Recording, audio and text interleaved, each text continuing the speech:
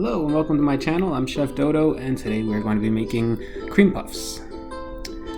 Step 1, we're going to be making the crumble topping that's going to go on top of the cream puffs. This is the dough. It's just a mixture of flour, brown sugar, and butter. I'll be posting the recipe for this down below in the comments. So I'm going to be making this topping a rainbow. So I'm going to be dyeing all of these portions a different color. As you can see, as I divide all of these, I'm just going to portion them out, and then when I'm done, I'm going to rip off a bunch of tiny little pieces and put them in between two pieces of parchment paper. I'm then going to roll them out with my rolling pin into about a 1/4 inch thickness until they all kind of mush together, and you have this product right here. Once you have this product here, I'm going to take this and put it in my freezer to chill. And then once we have a nice firm product, we can take it back out of our freezer, and then we're going to cut it out into the desired shape that we want. We'll go over that a little bit later. Next, we're going to start cooking our pate choux, or our cream puff dough. So we're going to start with a 1-to-1 ratio of milk and water. To that, I'm adding my butter. We're going to let this come to a rolling boil. We don't want this to boil for too long because then it's going to evaporate a lot of our water out of it, and we don't want that. To this, I'm going to add just a little bit of salt for flavor. There we go.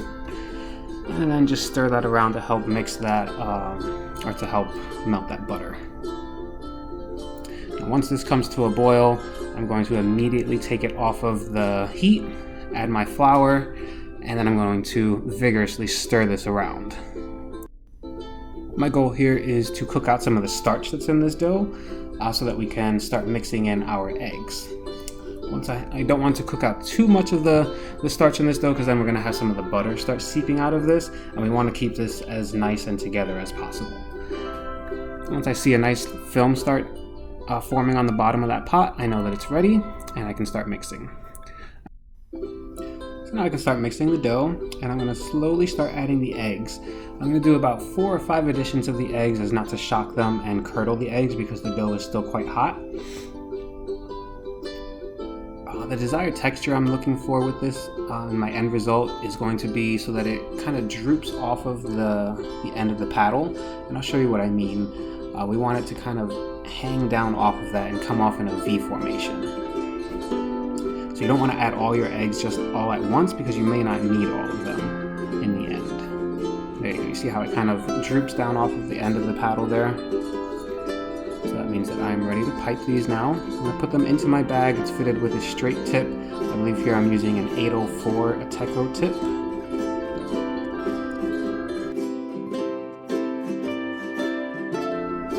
Now I'm piping 12 rounds using consistent and even pressure.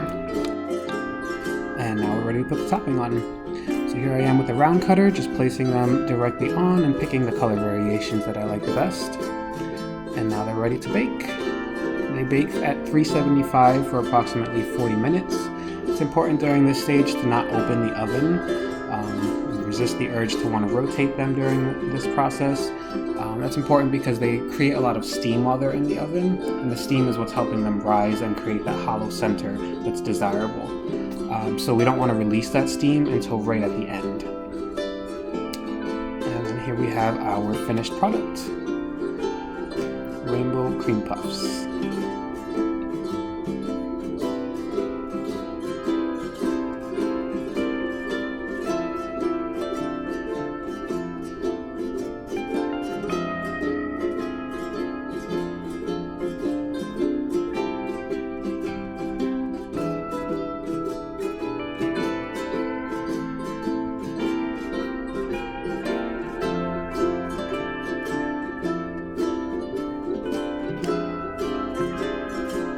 You guys like this video. Let me know what you guys would like to see next. I'm planning on making another video detailing how to make filling for these cream puffs, some kind of pastry cream or Bavarian cream filling. Let me know what you guys think and if you like this and what you'd like to see next. Thanks for watching.